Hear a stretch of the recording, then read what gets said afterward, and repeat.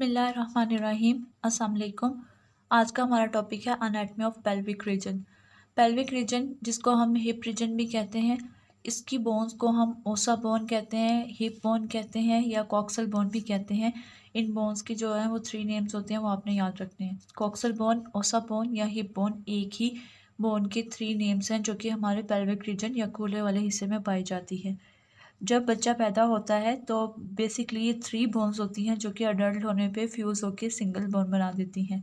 Coxal bone को जो है इसको फर्दर 3 पार्ट्स में डिवाइड किया जाता है, यानी कि जब बेबी पैदा होता है उस time ilium, ischium and pubic.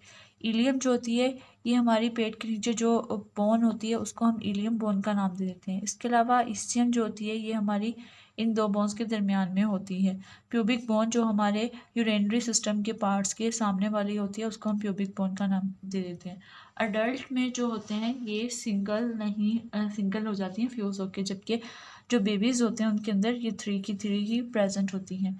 अच्छा, इसमें से जो इम्पोर्टेंट चीज़ है वो मेल एंड फीमेल का पेल्विक रीजन में थोड़ा सा डिफरेंस होता है। और डिफरेंस ये होता है कि जो मैन होते हैं यानी कि आदमी होते हैं उनका इलियम क्रस्ट जो होता है वो कम्पैक्ट होता है, यानी कि सख्त होता है, और उनके दरमियान जो है वो डिस्टेंस थोड़ा सा नैरो होता है। जबकि फीमेल्स के जो इलियम क्रस्ट होता है वो डेलिकेट या नाजुक होता है और उसके दरमियान डिस्टेंस जो होता है वो वाइडर होता है। उसका पर्पस क्या होता है? बिकॉज फीमेल्स के रिप्रोडक्टिव पार्ट्स यहाँ पे मौजूद होते हैं या ये ही वो एरिया होता है जिनके ज़रिए बेबी की बर्थ होनी होती है।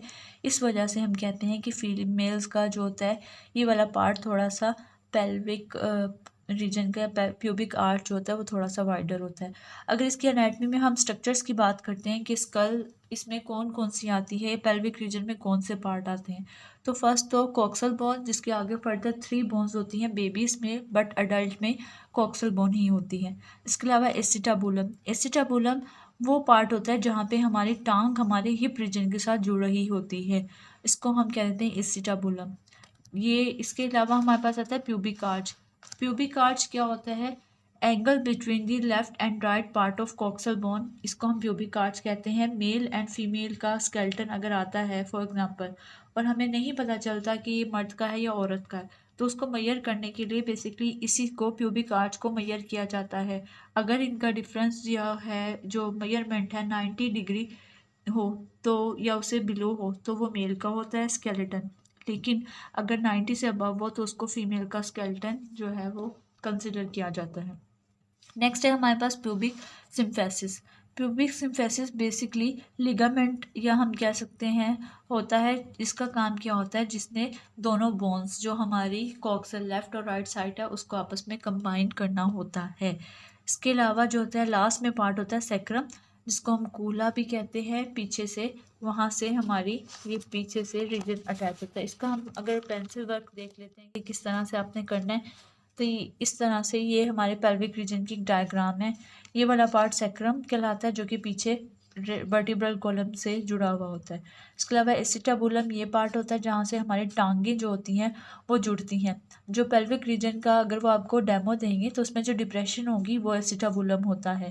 इसके अलावा जो सुराख दिखेंगे आपको वो बेसिकली क्या होते हैं? वो सुराख वो फोरामेन कहलाते हैं, जिसमें हमारी नर्व्स और जो है ब्लड वेसल्स जो हैं वो होती हैं जो कि हमारे पेल्विक रीजन को ब्लड सप्लाई दे रही होती हैं।